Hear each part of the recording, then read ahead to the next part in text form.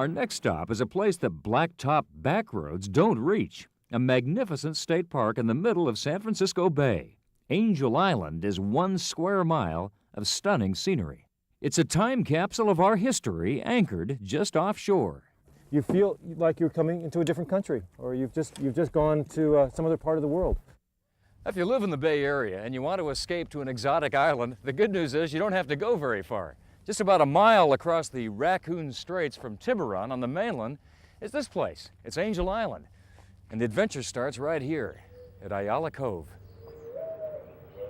Ferry boats from San Francisco, Vallejo, and Tiburon have docked at Ayala Cove for years. Unfortunately, many visitors never ventured beyond the small beach and picnic grounds. But now there are new ways to appreciate this jewel. You don't have to haul a bike over on the ferry anymore. Now you can rent one on the island. New tram service lets everyone experience this island's delightful views. And with a little more effort, you can explore its remarkable coastline. See you later. Bye now. Kayak trips around the island now begin at Ayala Cove. Anyone can do it, even if you've never kayaked before.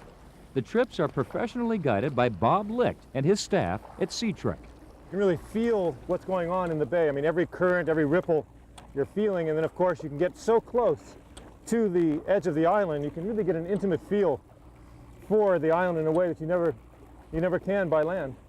Look at the loon there. Wow, there it goes. And they'll be heading back up to Alaska soon. They're on their migration.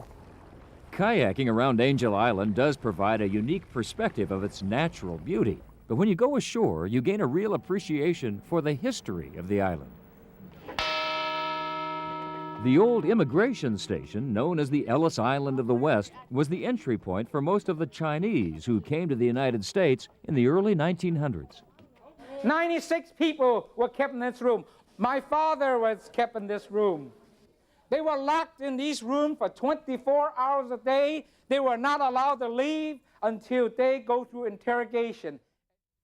Paul Chow saved the station from demolition in the late 1960s. Now he takes pride showing school groups the poetry carved into the walls by those who waited, sometimes years, to enter the country.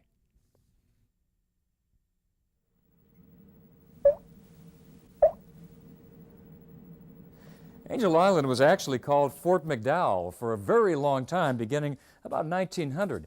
Well, this is the old hospital for Fort McDowell from World War I all the way through World War II. And then during the 1950s, during the Cold War, this was an administration center and barracks for a Nike missile base here. The missiles are long gone, but there are plenty of reminders of the 100 years Angel Island was occupied by the U.S. military.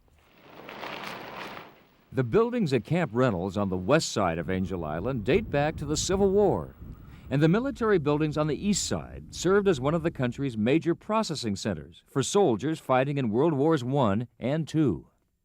We have visitors all the time that come through here and said, I came through here in 1942, and they come back over to relive memories and talk to us all the time. It's great. As the military pulled out of Angel Island, a group of dedicated citizens led a long and ultimately successful fight to turn it into a state park. Now rangers such as Mike Whitehead help to keep the island's history alive. This was the local church for the main military base, a non-denominational chapel. You really have a sense walking inside here that this could be 1942, 43, 44. You and I could be in military uniforms. We could be sitting in here wondering what our fate would be in the Western Pacific, wondering if in fact we'd come home again. The chapel is still in use today, but for happier purposes. It's a popular spot for weddings, with good views of passing seafarers. The island is still a real pristine place to come to and enjoy ourselves inside the Bay Area. I mean, here we are, surrounded by 6 million people here, and you can still come out here and have a wonderful weekend and feel that you're away. Look at that, the city's right out there. Oh, man. All those people in those offices looking out here on the bay, and here we are. Let's not tell them we're doing this. God, really? They're going to be jealous. I'll say.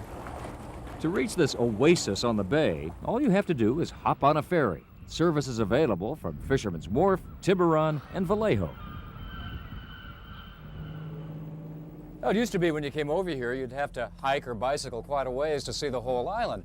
Well, these days you can take a comfortable tram drive and listen to an audio tour as you go. Learn all about the human and natural history of Angel Island. And the whole trip takes about an hour.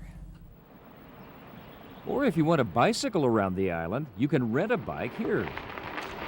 I recommend a ride and then a hike to what is literally and figuratively the high point of Angel Island, the top of Mount Livermore. Look at this view, this is fantastic. You can just see all the way out the Golden Gate Bridge.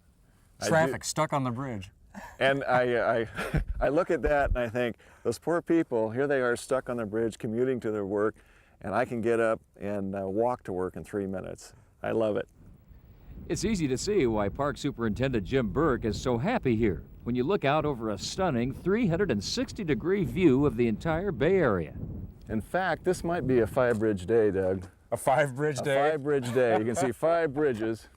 You can see the San Rafael. Yeah. You can see the Golden Gate, the Bay, the Dumbarton, and the San Mateo.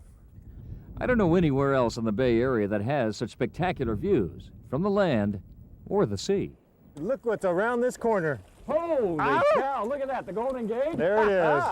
Right on. Man, this is great. I've never seen this before. This is terrific. Isn't this great? Doesn't get much better than this.